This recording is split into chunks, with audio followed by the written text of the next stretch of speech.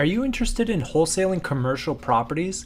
Are you looking for big paydays in the $400,000 range? Watch this video to find a sample letter that you can use to reach out to commercial property owners today.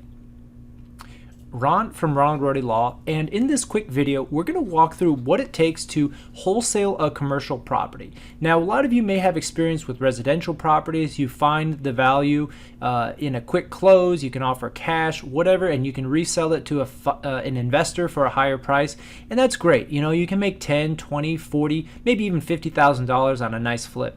Commercial flips, is it possible? Yes, and I'm going to walk through a sample letter that you could use as a template. Go ahead and check the link down below and we'll go ahead and send this to you in a Word version. But I'm going to walk through a couple of the steps that you need to do in order to successfully flip or wholesale a commercial property. So let's jump into it. Let's take a look at the letter. You know, I think that it's good to have some credibility here. So they've got an LLC, they've got an email address, they put their address, which is based in the US. Again, I think it's really important to build credibility with these commercial property owners. Again, they've just gotten our records from the county tax assessor, so it's nothing secretive there. This is all public information. They may have used a scraping service, maybe an API, or, you know, they just have a VA over here typing in names and addresses online. You know, they give a little bit of background. They want to pay. They've included a signed purchase and sale agreement, which is really interesting. Again, they have got pretty much typical verbiage: pay 100% of closing costs, unnecessary selling costs, no title commitment. Great. You know, that's thousands of dollars. I don't dispute that.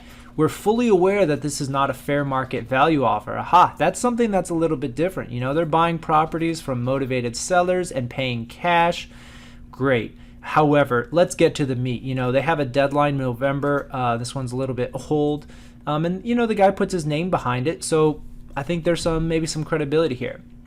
Purchase and sale agreement for this land. Buyer will pay $407,000 USD for this is a piece of raw land that we have up in Plano.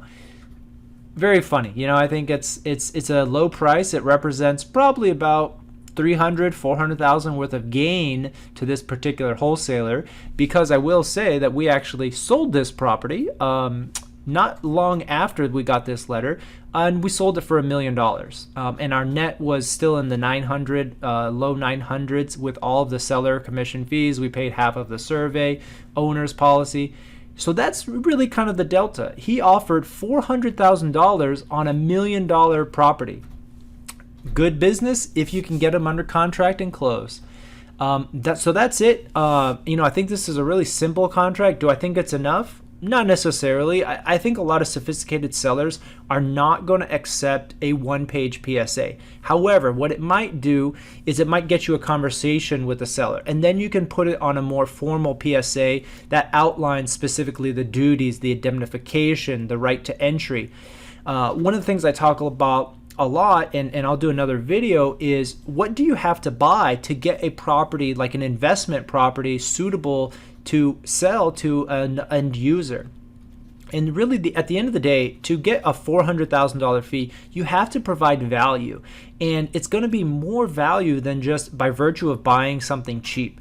You should buy a phase 1. You should order that report and pay for it. You should order a new survey. You need to get an Alta survey. You need to have the title commitment. You need to review the financials and prepare financials in a way that's easy to understand. So T12, rent rolls, copies of the leases, FAR coverage ratios for zoning. There's a lot of work that you can do as a wholesaler on an investment property, and that is value. You know, if you're buying something that doesn't have a lot of these reports, it doesn't have these background pieces of information, get it under contract for $1 million and then sell it for 1.5 because you've invested probably $50,000 into expenses on the property.